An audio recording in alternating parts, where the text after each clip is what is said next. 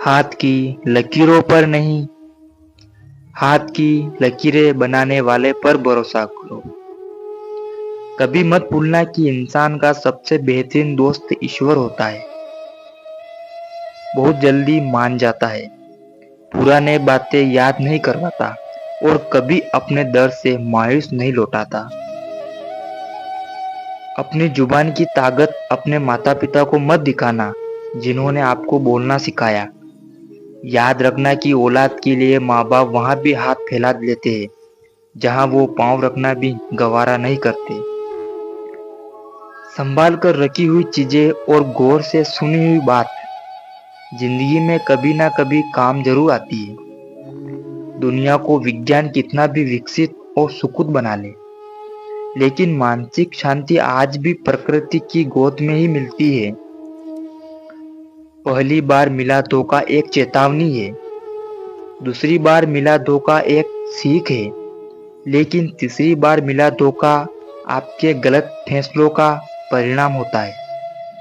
संसार को व्यवस्थित रखने के लिए थोड़ा सा भय आवश्यक है।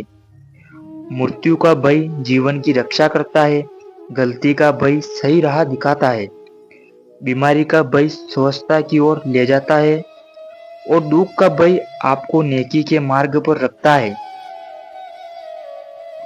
अगर मुस्कुराहट के लिए ईश्वर का शुक्रिया अदा नहीं किया गया तो आंख से आए आंसुओं के लिए शिकायत का हक कैसा। दुनिया में दान जैसी कोई संपत्ति नहीं, अच्छे स्वास्थ्य जैसा कोई आभूषण नहीं और संतोष जैसा कोई सुख नहीं। उन गलतियों की कोई माफी नहीं होती जहां आप जानते हैं कि क्या गलत है और क्या सही, पर आप जानबूझकर गलत का चुनाव करते हो। बड़े बनकर बातों को याद रखने से क्या हासिल, कभी छोटे बनकर बातों को भूलना सीखो।